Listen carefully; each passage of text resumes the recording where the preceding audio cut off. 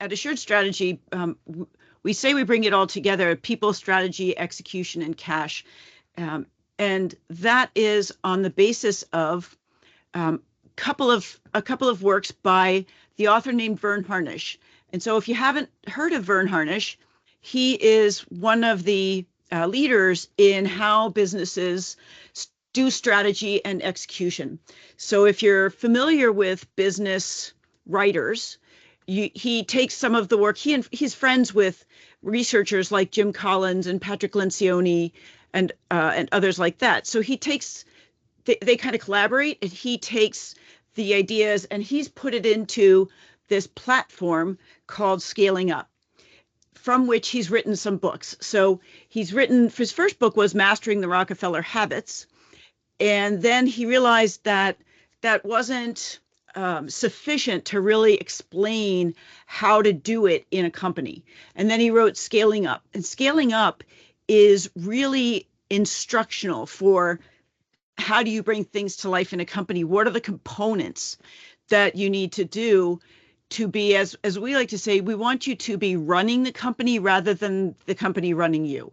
So if you've worked with, and Pedro, you might have worked with CEOs or business leaders who are quite reactive to what's going on in the organization or with customers or in the market or what have you.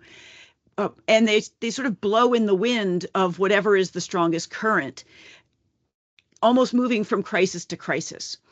We like to teach business leaders how to really create their own future rather than reacting to what's going on around them. So we use Verne Harnish's Scaling Up as a platform to doing that. So Scaling Up and Mastering the Rockefeller Habits are the two books that form the basis of what we do with clients at Assured Strategy. Verne recently revised Mastering the Rockefeller Habits for the 20th anniversary edition. And he also this October came out with a book that he calls Start to Scale. Start to Scale is a more of an easy read version of Scaling Up. It's a great place to start. It's a great place for people considering it to start. If you're really doing it, however, Scaling Up goes into more of the nitty-gritty of things to do. So the background of this is how hard it is to actually grow a company.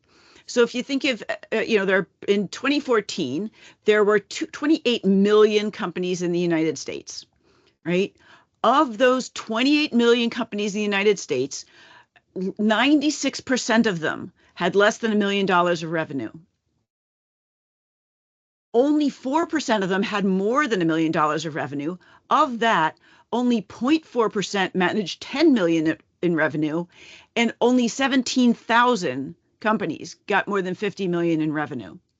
Right? So it's actually very rare and very hard to scale businesses. Businesses are more likely to go out of business than they are to scale up.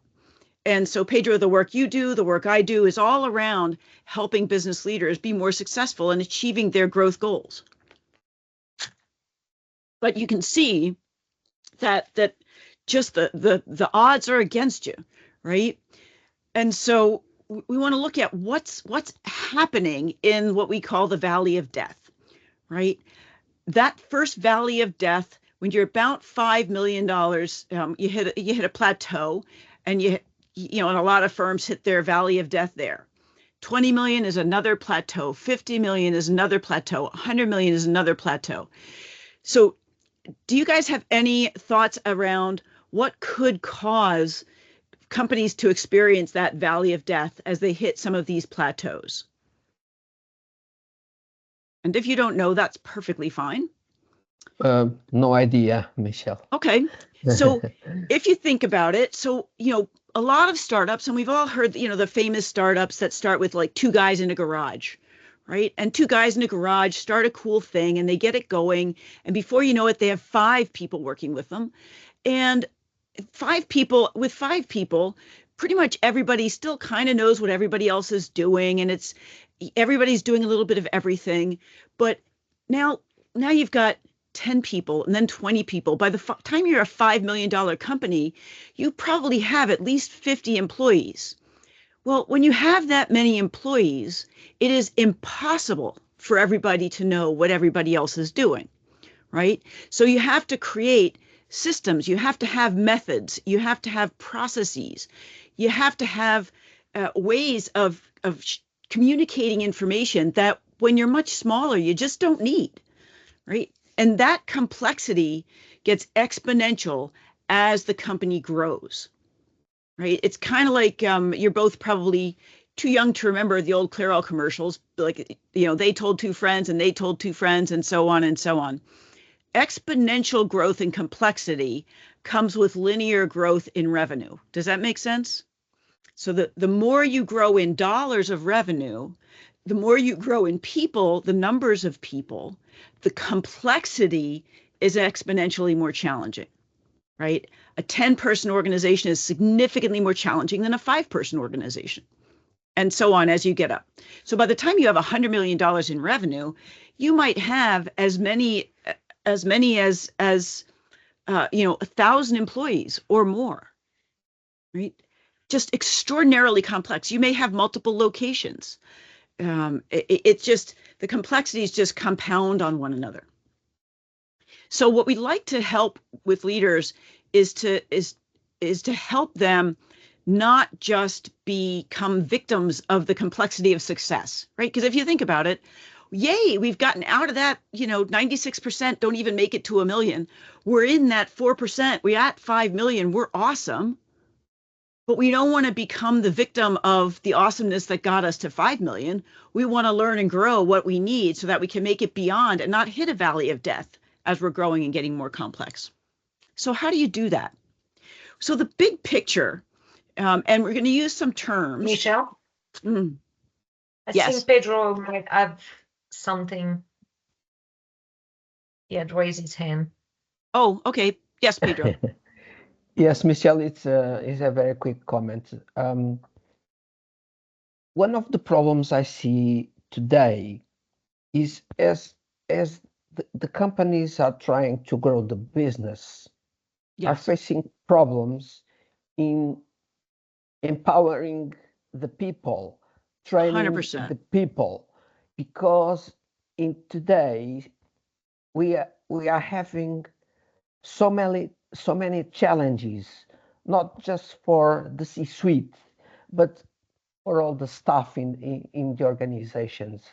So that's why if we attend some webinars about HR development, one of the things that are very common to listen about is the need for upskill the staff and getting them the necessary skills, competencies to do the job with enough empower to not be dependent on the others.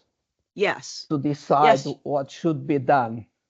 Yeah, so you're absolutely right. And developing, Pedro, that's a bit of a function of demographics, right? If you think about it, the baby boom generation was the largest generation in the workforce in history.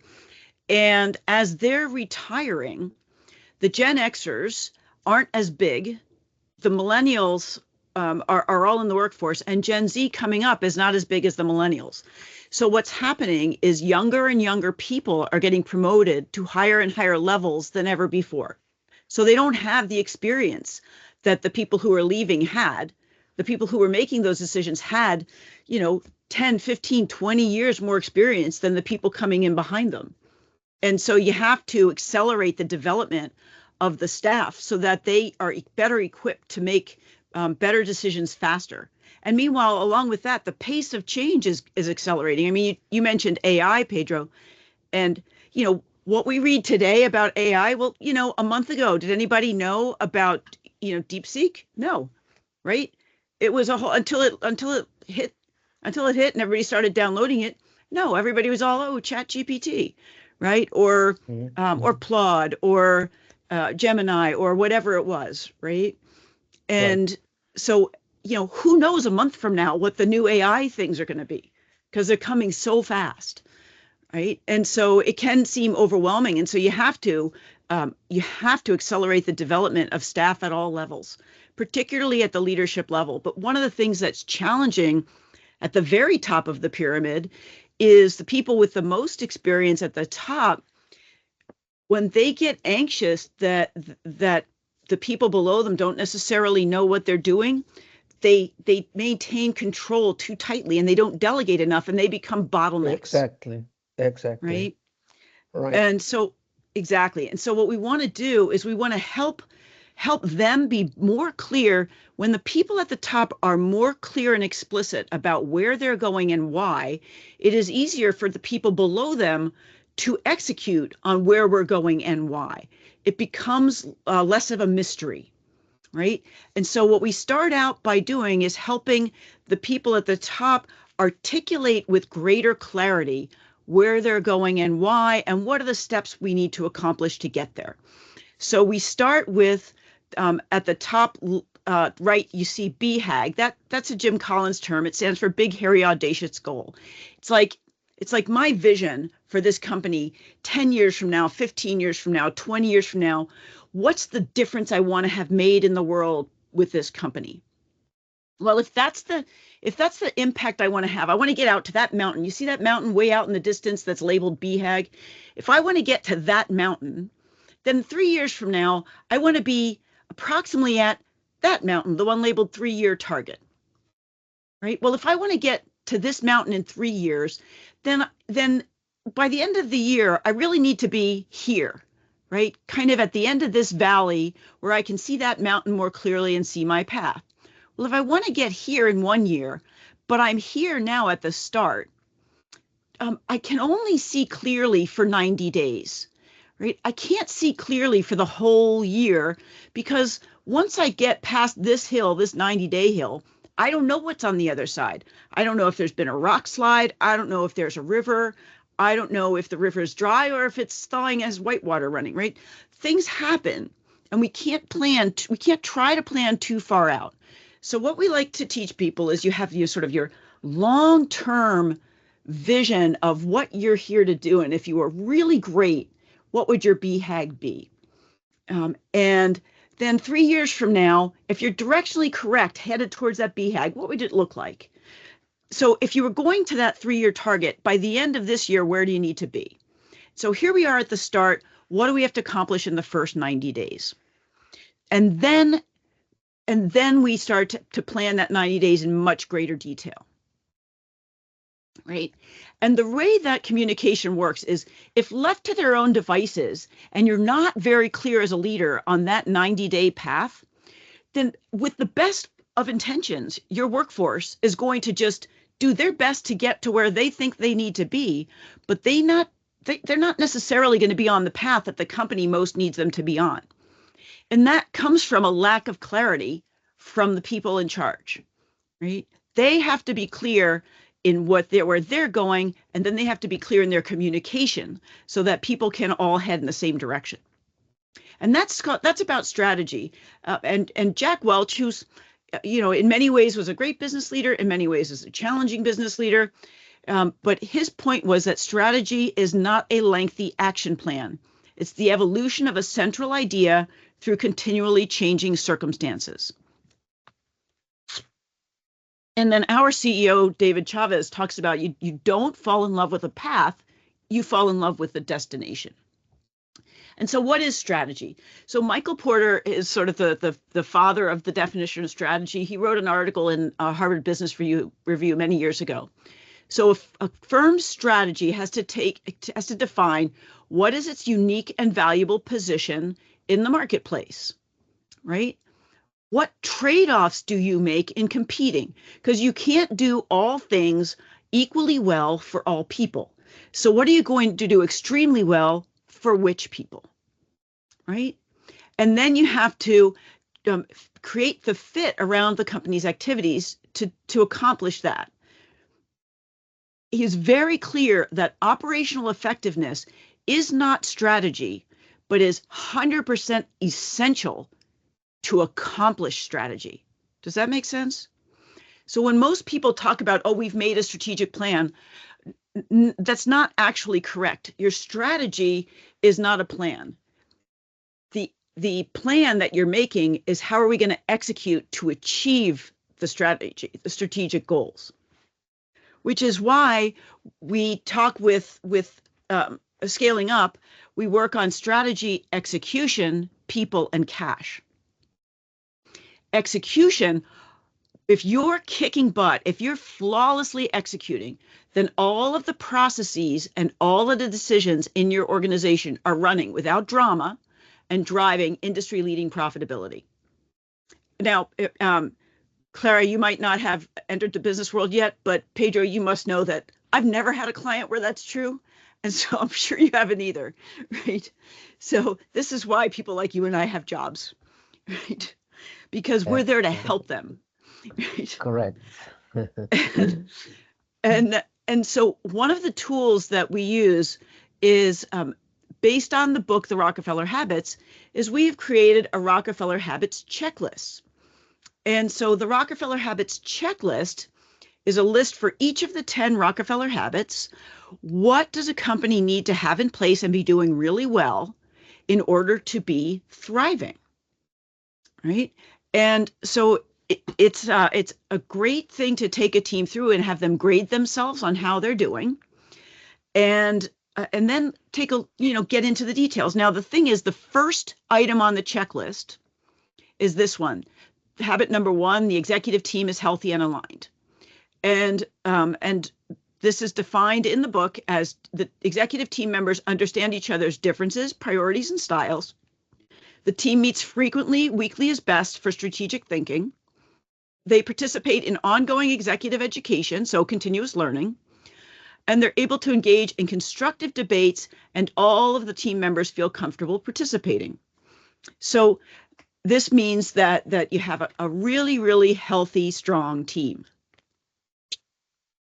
So again, Pedro, most teams that when you start working with them, there's factions. There's people who have more power or less power. There's people who have more dominant voices in the room. And it's not because their ideas are best. It's just their personality, right? They just speak a lot and they're very assertive. And, and then you have people who maybe don't speak with as much confidence.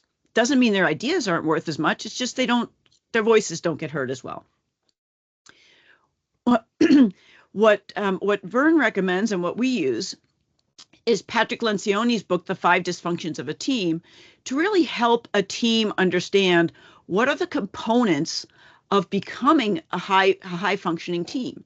And a team that's highly functioning, a dysfunctional team has an absence of trust. So a very highly functional team has a presence of trust. They trust one another. A dysfunctional team has a fear of conflict, doesn't know how to have healthy conflict. A functional team knows how to have healthy conflict. Because, if you think about it, I don't even agree with myself all the time. What are the odds that I'm going to agree with anybody else all the time, right? And so sometimes you get teams of people that are just being nice to each other, and then behind the scenes, you'll see people that, well, I don't really agree with that. And you get all that conflict under the surface. So they're never debating the real issues together as a team. And that's something that most teams have to learn how to do. If you do not have healthy conflict, you cannot have commitment. So one of the signs of dysfunction is a lack of commitment. When you have a lack of commitment, you have avoidance of accountability and you have an inattention to results. So the first of the Rockefeller habits is that the executive team is healthy and aligned. And that means they're a functional team. That means they have trust, they can have healthy conflict, they can make commitments, they hold one another and themselves accountable, and they attend to getting the results that the company needs, right? So this is something that when you work through the scaling up platform and methodology that you focus on. After you've got executive team alignment, the second most important thing is to get the rest of the organization aligned with the number one thing that needs to be accomplished this quarter to move the company forward. Now, the rest of the Rockefeller habits, you can sort of take or leave them. They come in any different order, right? But alignment is critical to moving forward successfully. And that's where, Pedro, what you've talked about with the staff not necessarily being able to make proper decisions, they have to both be skilled and know where we're going. Because if they have the skill and ability to make good decisions, but they don't know where they're going, they will make what they believe is the best decision, but it may or may not be the best decision for where the company needs to go. So that alignment between the executive team and the rest of the organization is critical. So with what we use, again, with the Scaling Up platform, is called the one-page strategic plan. And this is what brings it all together, right? All of the elements are here on one page. Now, depending on the size of paper you use, it's either easy to read or hard to read. I recommend 11 by 17, but it's a fillable PDF, or you can do it in Excel, but we like to use a fillable PDF. And we've colored it in 3 colors. The color gray is what we call the core, the defining elements of the company, its core values, its purpose, its strategic strengths, right? The blue sections are strategic thinking components. It's defining things like our core customer, our core market, our critical numbers, our profit per X. Profit per X is the economic engine that drives our company. So it could be profit per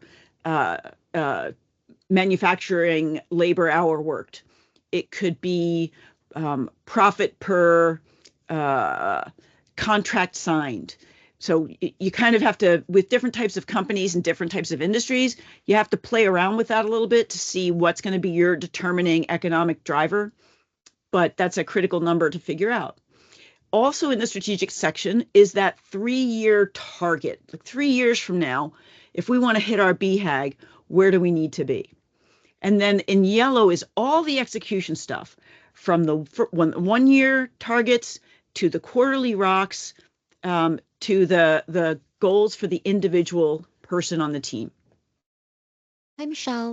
Pedro raised his hand again. Sure, Pedro, go ahead. Michelle, I'm sorry to interrupt, but as no worries. We are going through the presentation, some ideas are coming to my mind. It's sure. Ask away. Sure. A short comment. You mentioned about the need to have a clear vision about what the company wants to achieve, and this is a topic that is a responsibility of everyone in the organization. It is not just the board. Everyone is responsible to contribute for that. And I think it's very important to have a transparent system of KPIs and metrics where everybody knows what's going on and what action should be taken to avoid that we are going in the wrong direction. 100%. And one of the things that I realize in some companies is that the important information is not shared with everybody in the company, and you may identify people that are doing what they think is the best for the company, but is not in the right direction. Yes. So if you have a system with transparency and where everybody have access to and can discuss if everybody is going in the right direction, I think it's an important contribution to reach the 10 years goal Absolutely in front of you. Absolutely. You're absolutely correct, Pedro. And one of the things, again, that I like about the one-page strategic plan. So I've seen I'm working with a client now that did on their own a strategic planning effort, that they produced a strategic plan, they call it.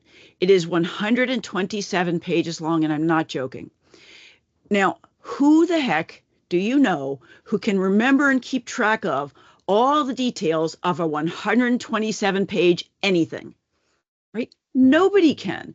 It's so large and so complex and so confusing that people just sort of throw up their hands and go, well, I don't know what page that could be. I don't even know if it's in there. And I don't have time to read 127 pages to figure, right? This keeps all of the most important things visible to everybody all the time on one page. At the top are the KPIs for people on the left, processes on the right. You've got all the critical numbers the company's trying to hit. You've got your individual targets on the right. Everything is there. And I agree with you. Transparency is critical for multiple reasons. Not only is it important for people to know where they need to be trying to go, but you also need to keep score, right? You're not just out there having a scrimmage, you're playing a game, right? Results matter. The score of the game matters. And so you have to know how you're scoring, right? Right. The problem I see, Michelle, as you mentioned in one of your first slides, that 96% of the companies has an annual turnover less than $1 million Yes. or so. Okay. This is the reality in so many countries in the world. Yes. And for those companies, it's impossible to have a discussion as we are having now because they don't have enough budget to think about an information system giving all the financial data. They don't have people skilled in some specific areas to do the best job they can. So this is the reality. So we just can have this discussion with companies that are more organized, they have more resources, not financially, but with human capital, skilled, trained to do the things. Right. The small and medium companies have a difficult job to do. Yes, it's very, very, very hard. It's very, very hard. I agree with you, and it is a bit of a conundrum, and there are definitely organizations to try to help at the grassroots level those very, very small startups be more successful. They'll do there's all kinds of free online trainings and support and things of that nature in an effort to help a higher proportion of them get over that hurdle, get to the point where they can worry about more than just having enough cash to pay the bills today, right? Where they have better systems in place. And some of those systems are, there's some free online open source versions of some of those basic systems that can also be taken advantage of, assuming they have internet capabilities, which more and more entities do. Even in developing countries, but you're 100% correct. It is deeply challenging, and that's why with scaling up, one of the things that we like about it is that people is a critical component of it, because you really want to get the right people in the right seats on the bus, is Jim Collins' expression. That's the right people in the right positions, doing the right things the right ways. Right. And so how do you do that? How do you work with people?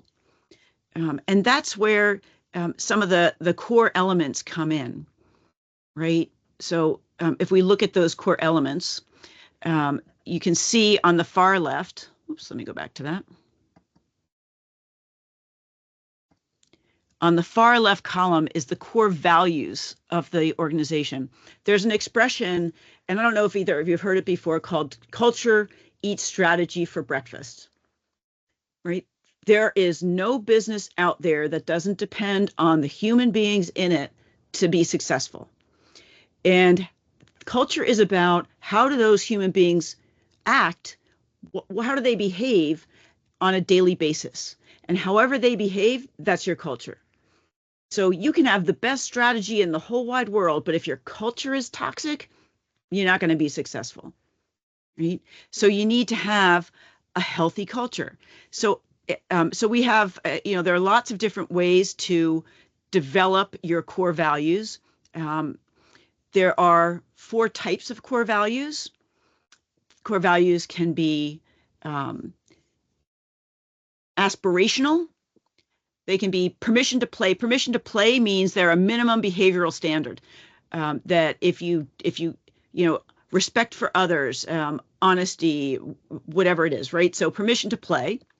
They can be accidental, meaning it's traits that are evident in the organization that are really important, but nobody thought it up on purpose and said, hey, we've got to do that. They accidentally came to be. And they're core. And they could be 2 to 4 behavioral traits that are inherent in the organization and lie at the heart of it. So here's an example from one of our clients. One of their core values is always put the cap on the toothpaste. So what is this about? If you look at that picture, that's just disgusting, right? And many of us have lived with, roommates over the years in college or what have you, or, university, that are just slobs, right? They're just slobs. And they don't take personal responsibility. So to express the core value of taking personal responsibility, this client uses this image and the phrase, always put the cap on the toothpaste. Right?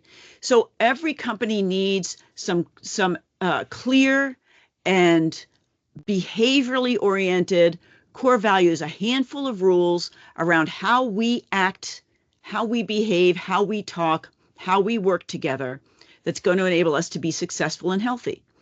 And there's a test for that. Here's the core value test. If somebody violates core values, and not the first time unless they're stealing, right? But you would fire an offender of the core values because they're toxic to the culture. And the first time you might coach them and talk to them. So you might have a 3 strikes rule, right? The first time we'll try, the second time will work. But if you keep violating this core value, eventually we'll fire an offender. Another rule is we'll take a financial hit. We're willing to take a financial hit for our core values. And then the third is that core values are alive among the people today. So one of our clients is Wilson Creek. They're a winery, a vineyard in California. And these are their Michele, core values. Yes. Raise. Go ahead. Hand raise. Yep. Sorry, I can't see the hand raises, so just interrupt me. Go ahead. Michele, my comment is about the organizational culture. How Yes. many employees in the world that are working really knows what is the company's culture? When they start a job in the company, do they have access or read a manual with content such as what is the mission, what are the values, what are the procedures, how everyone is accountable for what everyone is doing? Pedro, I think that you and I both know the answer to that question is no, right? Right. And the problem is that let's say they do read those things, and those things could say the same 5 things that are here at Wilson Creek, right? But the problem is that the culture of the company is not what you read, it's what people do. So if you could have this same list and do them, and then you have a healthy culture. You could have this list and not do them, and you could have an unhealthy culture, right? It's not, the list isn't the magic, it's the behavior in the organization, and it's up to people to know what the behaviors are supposed to be and then live them and hold one another and themselves accountable to them. And it starts at the top. And so, there's an expression, a fish rots from the head. So in this case, Wilson Creek, it's a relatively small vineyard in California, and during the COVID shutdown, they were just, when a vineyard can't, were shut down, they're not making wine, they're not bottling wine, they're not distributing wine, they're not selling wine. Their revenue is really suffering, right? But eventually, a couple months down the line, it was May or June of 2020, they were finally allowed, the state of California allowed people to go back to work, wearing masks and distance and what have you, right? Well, not 3 days into people being back on the job, one of the employees came to work knowing that he was positive for COVID. And so the CEO was like, oh my God, what am I going to do? And he was, of course, he was really mad because this employee comes and exposes everybody to COVID. And if you remember back in early 2020, that was a pretty deadly variant of COVID. That was not the kind we have right now, right? That was the one that was killing people. And so he knew, based on their values, that I have to passionately care. If I passionately care and value the person in front of me, if I passionately care about every person here and I value every person here, we have to shut down. We have to get everybody tested. We have to get everybody past the incubation period before we can open up again. And so that's what he did. Based on the values, the CEO said, I'm sorry, we've been inadvertently exposed to COVID, and we have to shut down. And so again, reinforced for everybody their need to test, their need to, stay home if they test positive, but they had to shut down for another week and then reopen. By the time they had reopened, this is a small vineyard in California, mind you, the New York Times had heard that the CEO shut them down for a whole nother week based on the core values of passionately caring for and valuing all the people in his company. It ran a huge article on the front page of the business section of the New York Times. Wilson Creek had an unbelievable amount of orders as a result of that. So, they did the right thing for the right reasons, and they weren't expecting it. But what ended up happening was they got a lot of publicity for doing the right thing for the right reasons. And that more than made up for the loss in revenue that they had experienced as a result of doing the right thing. So it can't just be, Pedro, to your point, it can't be, yes, they need to be written down, but it can't only be written down. It also has to be how we live, how we breathe, right? How we talk to each other, the words we use, how we hire, how we promote, how we coach, how we fire, right? So that's yes. No, go ahead. No, go ahead. Yeah, more important than having a document is to have a good practice every day, starting Yes. from the board to all the levels. 100% agree with you.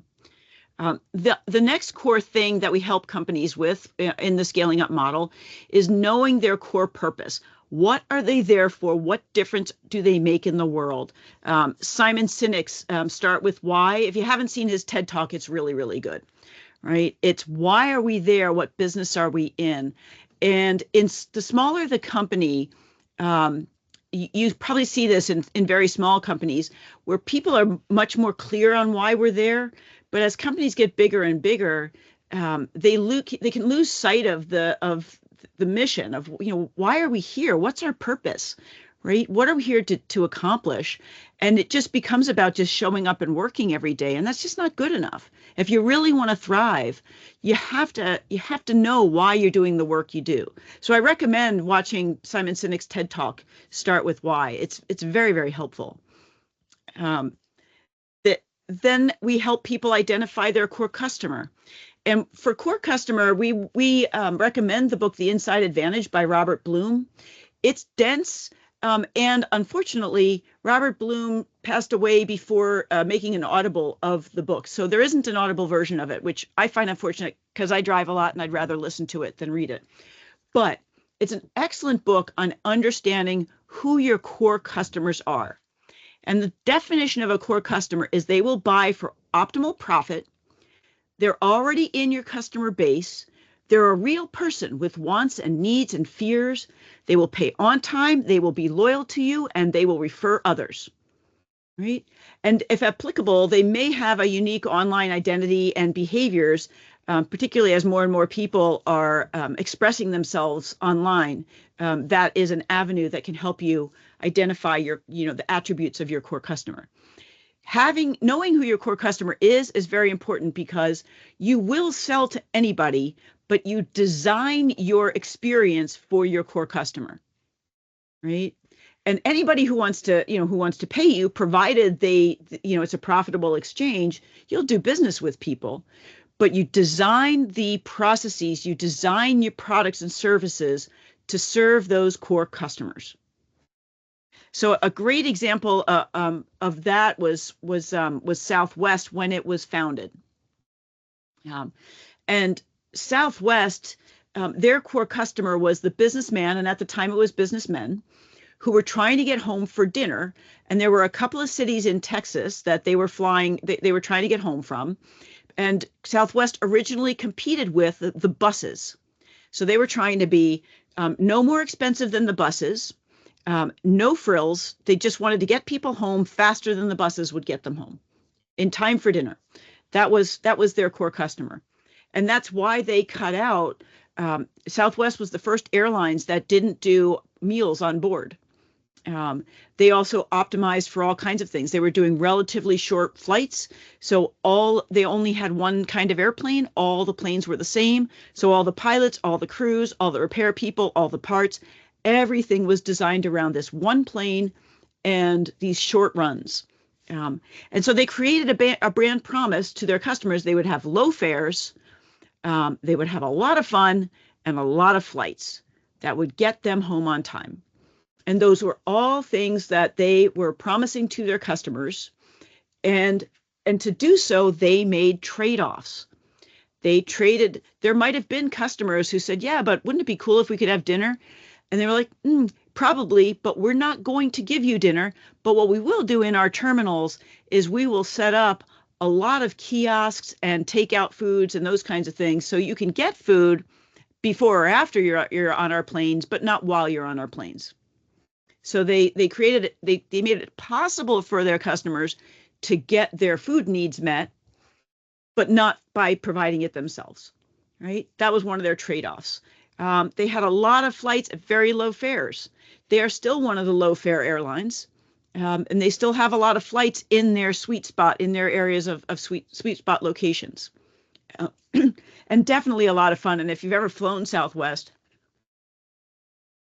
they were the ones who really introduced fun with their flight attendants. Like, I was flying Southwest one time, and it was a flight that landed, I think we landed in Chicago or something like that. And the pilot gets on and said, well, I'd like to welcome you to sunny Tampa, Florida. Unfortunately, we're in cloudy Chicago, Illinois, right? And so, so just making jokes and making it fun and keeping it fun was part of the Southwest brand promise. Okay, so that's part of people strategy. One of the critical elements in any successful business is paying attention to cash, right? And there's an expression in business that revenue is vanity, profit is sanity, cash is king, right? Revenue is vanity, profit is sanity, cash is king. Because you can have a great revenue, you can even be profitable, but you can run out of cash to pay your bills and go bankrupt, right? Cash is king. So one of the things that scaling up helps companies to focus on is understanding their cash conversion cycle, which is the cycle of how quickly do we get $1 back for every dollar we spend in creating our product or delivering our service, right? And we work with a tool called the Power of One to help people understand where, if we put in their real financial numbers, we can help them understand specifically where are their opportunities for maximizing cash. And just FYI, typically the number one place to maximize cash is at your cost of goods number. And so, Pedro, I'm not sure how much, and Claire, I'm not sure how much each of you understands company financials, but the revenue is the top line. The next element is cost of goods. Below that is your gross margin. In that cost of goods, if you can cut the cost of goods, that's where you have a huge opportunity to drive cash and profitability, right? And of course, salespeople, when they're pressured to try to make a sale, they want to cut price. And that is actually really, really hard for the organization to make up. Anytime price is cut, the organization has to work much, much harder to make up those missing dollars from the top line. Whereas if you can cut the expenses and cost of goods, or get better inventory turns, some of these other elements, you can more than effectively make up for your cash needs, right? So I know we're running low on time, but I wanted to get to just a critical aspect of execution, which is the meeting rhythm. So the only way to assure that things are getting done is to pay attention and show and talk about the things that are getting done. So what Scaling Up recommends is a meeting rhythm of a daily huddle, which is literally standing up in work groups, figuring out what do we got to do today, by when, do we have all the resources we need? If so, great, let's go. If not, what do we need and who's going to get it for us, right? The weekly meeting is more of a weekly, priorities for how are we going to accomplish the quarterly goals this week? What are we going to do? What are our KPIs? What is the work? What are the actions we're going to take? What are the tasks we're going to do? How are we actually going to do this? And every working team has this meeting, right? And every working team has this meeting every week. Leadership teams also have a monthly meeting to see, well, how did it go? Are we on track for our quarterly goals at this time in the month? And then they have a quarterly meeting where they look back on the quarter that's happened and look forward to the quarter that's coming and plan the next 90-day goals.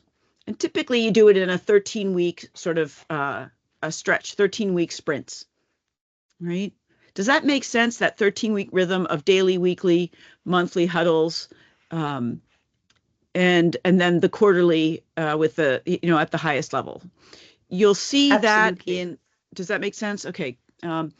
If you want more on that, Patrick Lencioni has a book called Death by Meeting that also goes into the relevance of these and being really on target with them and understanding the purpose of each meeting. You're not meeting to meet, because people get meetinged out, right? Each meeting has a structure and a purpose, and you stick to it.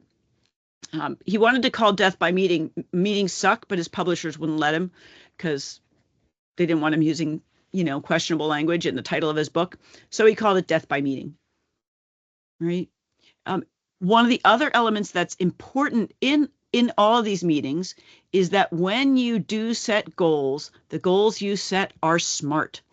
And you may be familiar with this acronym, Pedro. I'm sure you are. Clara, I'm not sure if you've heard this before, but SMART goals are specific, measurable, attainable, relevant, and timely, right? And when we work with clients on their SMART goals, not only do we work with them on the SMART definition, but also looking ahead, what are the possible obstacles that could get in the way of achieving this goal, so that we can be thoughtful about how do we overcome these obstacles and think ahead for it. So does that make sense? I know we're wrapping up, and again, it is all of these are elements in the one-page strategic plan. It is the work of Vern Harnish. It's the foundational work with Vern Harnish from Scaling Up and the Rockefeller Habits. And so it's really about bringing these things to life and understanding. So I know that we're running short on time, but I just wanted to see if either of you had any further questions, and hopefully this overview of the Scaling Up model of strategy, execution, people, and cash represented in the one-page strategic plan is a helpful introduction to these concepts for you. Yeah, Michelle, thank you very much. I think that the importance for a company is to never forget that without cash, they cannot sustain the long term of the business. Yep. So it's vital every day to make sure that the business is running in a way to make sure that the cash is a daily inflow Yes. in the bank Yes. accounts. Yes, absolutely. Absolutely. Because you can be profitable on paper, run out of cash in the bank and go bankrupt. And, I've seen it happen. And it's really sad, but you have to pay attention to the cash flow. And there's also an expression around cash. The less you have, the more you count it, right? Right. So it's absolutely critical to pay attention to cash. You're 100% right. Yep. So if Yeah, either of you Oh, sorry. if either of you is interested, we have a couple of free offers for participating in this workshop. One is, if you have a business valuation that you want conducted, you can have a business valuation. The other is a DISC assessment, which is an individual personal behavioral assessment, right? What behaviors do you have a tendency towards and why? So you're welcome to scan those QR codes if you're interested in either of those.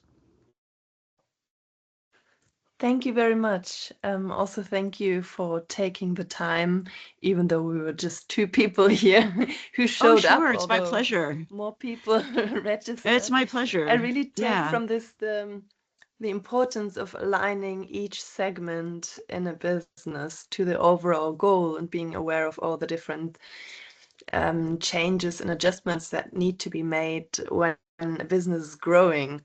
Different people, different a different size, different complexity levels of the system. So that needs constant adaptation. So that's one of these are two of the main takeaways I take from this. Yeah. So Thanks, thank you Claire. very much. Oh, you're very welcome. You're very welcome. And there's my email if you need to, if you want to reach out, if you have questions, thoughts, just feel free to reach out. I'm happy to further communicate. Very much appreciated the time you spent, Michelle, with us, and very insightful. Of course, for me, this is a method that I'm following every day, but helps me to understand how other companies, other countries are dealing with so many challenges. Actually. Yeah, and to your point, Peter, there's a lot of stuff in the air. There's a lot of distractions, and if you don't know your purpose and you don't know your core customers, it's so easy to be distracted by all this. Distracted, of course. Absolutely right. Yeah. Thank you very much, Michelle. You're very welcome. It's a pleasure meeting both of you, and please feel free to stay in touch. Okay, thank you. All right, you're welcome. Take care. Thank you. Okay. Have a good Take day. care. Bye bye. You Thank too. you. Take care. Thank you. Bye bye. Thank you.